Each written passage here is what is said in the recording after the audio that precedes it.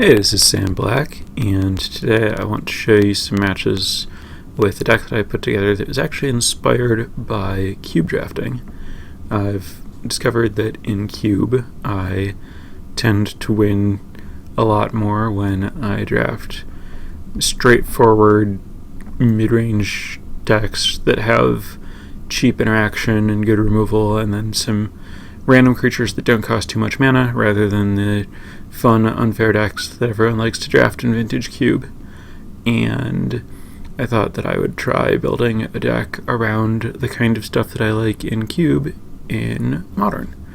So my favorite new Cube card is Smuggler's Copter, and I've written some about how I think that this card might have what it takes to make the transition into Modern, and the trick is just finding the right home for it.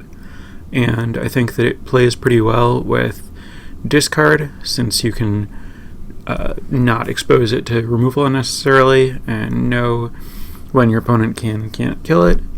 And I also think that it plays really well in this kind of Mardu deck that has maybe a little too many 1-for-1s and a low curve because you need to interact early, but then maybe not necessarily enough steam early and the ability to flood out.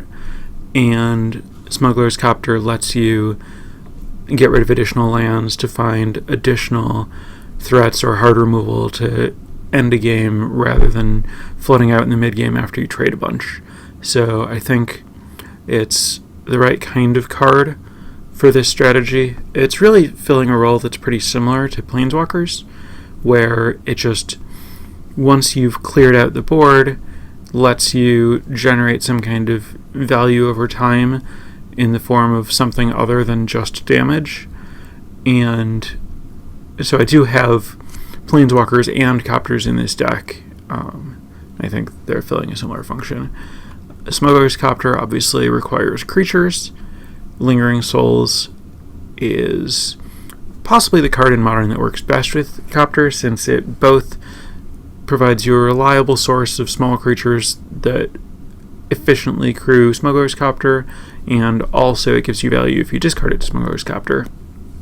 And then my other dedicated crewer is Thraben Inspector, the other standard highlight that I'm trying to port over to Modern that is maybe a little more dubious.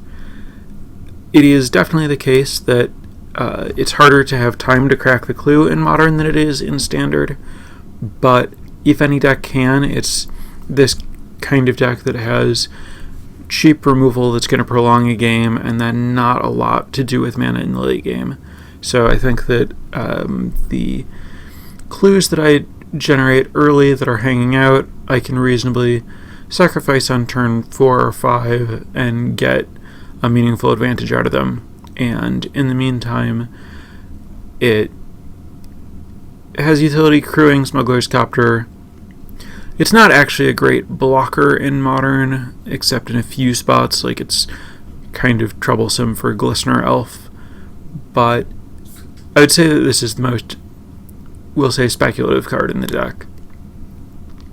Another similar situation, Pia Nalar. After the success of Pia and Kirin, we're seeing if the cheaper version can also work out. Obviously, it has some synergy with Thraben Inspector and Smuggler's Copter, and it generates a good crewer, and also just excuse me, generates value with Kolaghan's Command, and kind of supports the general go-wide strategy that I'm employing with Lingering Souls and Monastery Mentor and Sorin Solemn Visitor, and generally putting myself ahead of other Lightning Bolt decks by playing a creature that leaves something behind when it gets Lightning Bolted. So the other creatures, I have one Monastery Mentor and one Pia and Kirin Nalar. I want to keep my curve really low and be able to play this small game, but I want a few really high impact creatures to get the most out of Kolaghan's Command and to be able to find something bigger with Smuggler's Copter if I need to. And then my other big plays to take over the game are 1 Ajani Vengeant, 1 Soren Solemn Visitor, and 1 Liliana the Veil. In general, you'll see people build toward a single Planeswalker and just play 3 or 4 of that rather than a mix of Planeswalkers. It's kind of always been my philosophy on cards that I'm going to cast at the end of the game that are comparable power level but do pretty different things, that I like to mix them up as much as possible so that when I draw multiples, I can play the one that I get the most out of, especially in a deck that has any kind of card selection, which this does with Smuggler's Copter. Having more different options I find to be really valuable. There's a pretty good chance that Liliana the Veil is the strongest Planeswalker in Modern, and I do have access to additionals in the sideboard, but there are definitely spots where Liliana isn't called for.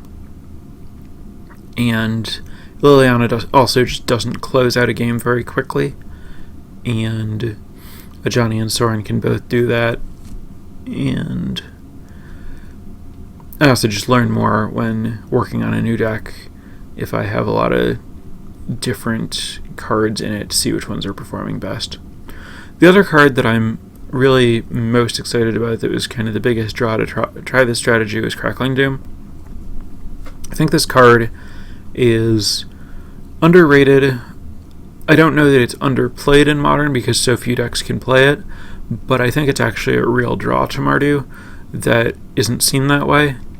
I've always thought of it as kind of like I guess maybe I can play one of these if I happen to be able to cast it, and it'll have some spots where it shines, but it actually really excels in Modern right now. I think it's kind of the ideal answer against Death Shadow, Infect, the Kiln Fiend decks, Eldrazi.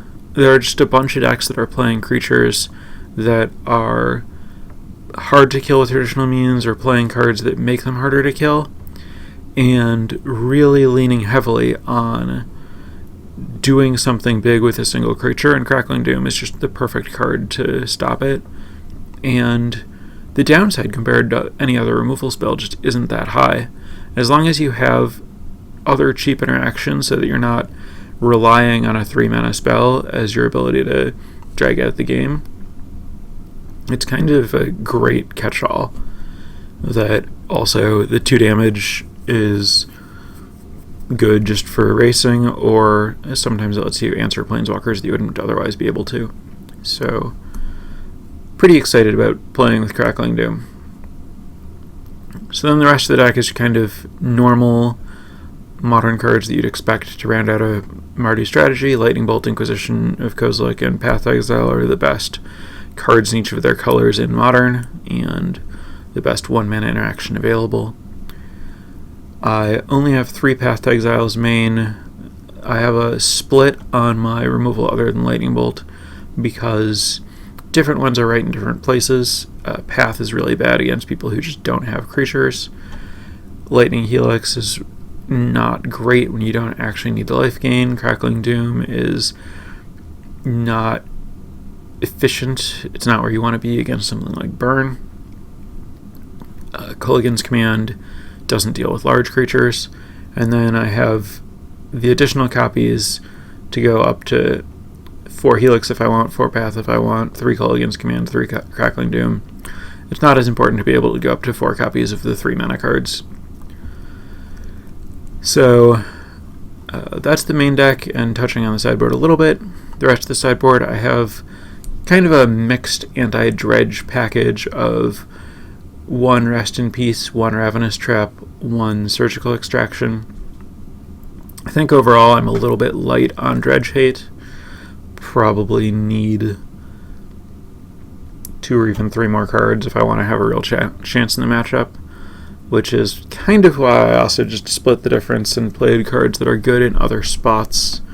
Surgical Extraction is good against combo decks in general, and I have Inquisition and Thoughtseize and Liliana, and I'm pretty excited about the idea of going off with Surgical Extraction with Soulfire Grandmaster. And Rest in Peace shuts down other graveyard strategies aside from Dredge, which Ravenous Trap doesn't really do, but Ravenous Trap is better against Dredge because since you're putting a clock on them, they don't get to just find an answer and be done with it. They, at some point, have a big turn, and then you make them restart. So it's more reliable but less powerful. It's always going to get a bunch of cards from their graveyard, whereas Rest in Peace, if they just have the answer to it immediately, or if you cast it at the wrong time, or a combination of those things, it might barely slow them down.